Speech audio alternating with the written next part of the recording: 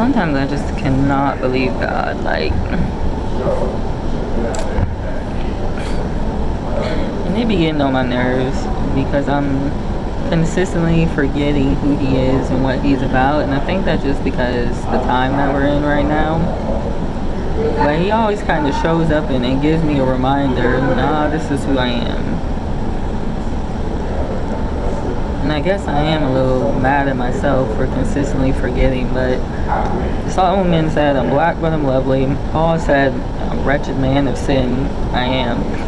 And so I think when you end up in this particular space, it's hard for you to remember God and the things that he does, which is also why I make these videos, so that I can, go back and watch them and be reminded of who he is. But he does things in real time as well. So I was looking at the Aodai and the Cheoksam. I don't know. I like these kind of garments, these cultural garments. I think first off, I love women dressed in modest clothing, because why don't we do that? You're not going to lose anything if you put some clothing on. I can guarantee you that. I feel like I've actually gained more dressing modestly than I did, trying to get the attention and validation from men by dressing immodestly. And I was watching these videos yesterday of some women, and they were walking, in New York and all the attention that they were seeking. And they got a lot of attention, it's true. But did you get the right kind of attention is the question, because that's the thing. What kind of attention are you getting? And what is your purpose? Because I know at that point my purpose, even though I think subconsciously I wanted a husband, I didn't understand that marketing is very powerful. And so anyone who wants a wife, they're typically not going to want a wife that's going to be the wife of many other men, in that you're sharing your whole body, Now, there are outliers, of course, but the amount of disrespect that I receive from men, just wanting to date them for their money, which is, even they know subconsciously this isn't right, and being half naked, it's not worth it. It really is not worth it at all. There is nothing that was worth it looking back on it. I am faring much better putting my trust in God and his provision and him be my man than I ever was with anyone else, and trying to seek the validation of anyone else. So I was looking at these Aodai and the Ching Song, I don't know how to pronounce it, but they're like cultural Chinese and Vietnamese garments, and they're so beautiful. They're usually made of silk, which, look, your girl can't upkeep no silk. So if I were to get one, it would probably have to be cotton or linen or something like that. Cotton, linen, blend. Plus, I'm really not that fancy. I do have a silk skirt right now, but it's like, it says it's 100% silk, but the feel of it is almost like cotton or something. And so I don't think it would be too much to deal with as far as washing, because silk loses its color real quick when you wash it. So I ain't trying to do all that, but it reminded me of how I wanted to go to Vietnam. And Vietnam still looks really pretty, alright? But this is my fear at this point, because I read their creation story, and their creation story is that they came from a dragon and a fairy.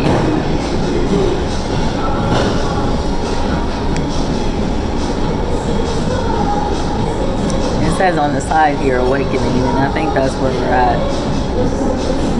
We're very close to it. So I said, that's weird. Why would that be your creation story? Like, is this for real? Like, are y'all really part dragon, part fairy?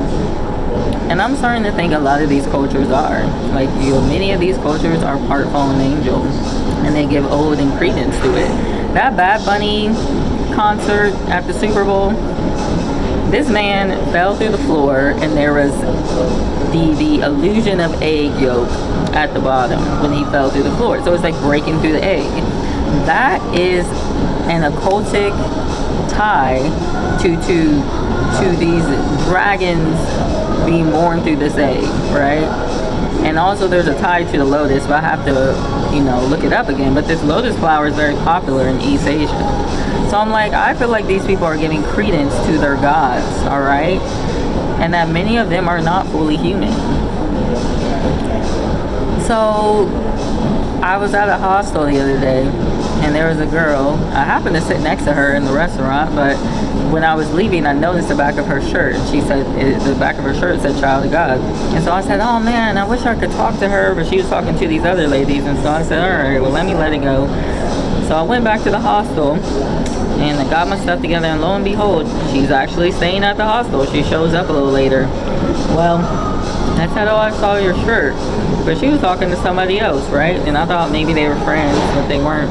And so we started talking about God a little bit, and then the other girl interjects, and she's like, oh yeah, God is showing me this, but then she says the universe. And I said, well, maybe this universe, all right? Maybe this is the cosmic egg or whatever. And this is what I'm trying to get at 7 minutes into the video. The day before, Lord knows I want to go to Vietnam, Satan sends this guy who is Vietnamese, all right? And he just like staring at me. And I said, I don't think I've ever been stared at that hard before. Like, obviously he thinks I'm attractive or whatever, or this is something else that's going down. And so he like walks toward the beach, and then he turns back around, and then he's like, hi, I find you very attractive, can I have your number or whatever. And I said, hold on, brother. Because first off, I was talking to somebody else. Second off, I'm like, who are you? I don't want to just be giving my number to people. Like, that's crazy to me. Especially in this day and age when you don't know what is what. It ain't even who is who. What is what? What is that? What's going on? Are you fully human? Are you angel? What's going on? So we sat down and we talked for a little bit. And the girl that I was talking to, she was like, he ain't right. His soul is dark. All this kind of stuff. I'm like, I believe it. Like, this is Miami type deal. But still, I wanted a chance to speak to him and glean whatever I could glean. And then maybe I can plant a seed type deal. And so, yeah, I came to the realization, yeah, he has some kind of evil, very, very, very evil spirit on him. And what was crazy is this other girl came up. Well, she didn't come up, but she was kind of standing in the background, right? And I noticed him looking over, and so I look over, and then she's over here like smiling at him and that kind of thing. And I'm like, isn't it crazy that it took like less than 5 minutes for somebody to just do some crazy stuff like that? And I'm okay with it, because I don't want you in the first. Number one, I don't want you. Number two, this girl probably would have never been interested in you unless she didn't see you talking to me. So, you know, I'm like, I ain't about to deal with all that. Like, you can go over there. Like, it's not that serious. But this is what I'm talking about. Like, these people have the mentality that, oh, the universe is sending me this, right? Oh, this is what I wanted. This is what I asked for. And that's where you have to use discernment. Because just because it was sent to you doesn't mean it was what you needed. All right, or what you wanted, all right? Because as much as I love and find attraction to Asian men and would love to go to Vietnam, never would I ever, ever. So that's why people have to really use discernment, man, because Satan is going to be sending y'all stuff, and you're going to think it's from God. I didn't think it was from God, but I'm just saying, you might think that it's from God because you wanted it, and it's not. It is literally a distraction. It is literally a bait. It's literally a hook. Because Satan, he knows some of your desires as well. Like, it is no secret that I've been attracted to Asian men for, I want to say, almost a decade. Only because one Korean guy who just swept me off my feet. And he ended up passing away. That man could have been my husband, alright? So, be careful out here. And don't take everything because it's not from God. What's from God is from God. And it's going to benefit you, and it's going to benefit the kingdom. You know, I'm talking about the desires of your heart type deal. That man was not a believer in Christ.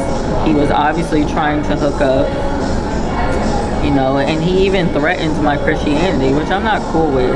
Like, when you sit here and you talk about, well, do Christians hook up? Like, excuse me, you're just being disrespectful at this point. So you have no respect for me, nor do you have a respect for my faith. So just be careful out here. That's what I'm saying. And don't think just because it came into your realm that it is from God. And Satan is working to try to throw you off track. So anyway, don't desire the things of this world more than you desire God as well. And that's the thing. If you are so gung-ho about dating a white girl, you're so gung-ho about dating an Asian guy, you're so gung-ho about going here and going here and going here, Satan can use all those things to try to trip you up. He will. In fact, lately I've been like, man, I want to go here, I want to go here, and I want to go here. So what's going to show up on the scene? Somebody trying to give me free trips, right? Because God's sitting here like, no, I want you to stay in America and do this, this, and this. And you're like, well, I want to go to the here, here, and here. That happened to me in 2023 when I went to Africa. God made it very clear he did not want me to go, and I ended up pushing through and going anyway. And I ended up getting very sick, so I had to come right back to America. It was a waste of time. It was a waste of money. I only learned like a few things there, the 3 months that I was there, like, which is not, I don't like that. When I go somewhere, I want to learn a lot of things. You know, I didn't have much going on there. So the lesson was stop making your own plans and listen to God's plans and that. So yeah, I feel like don't push it. Ask God where to go. Ask God who to be around with, what to do. Consider your life a living sacrifice and that it no longer belongs to you at this point. All right, because if you keep trying to hold on to it, the worst is going to get for you. I am living proof of that. All right, so y'all be blessed and have a good one. Bye.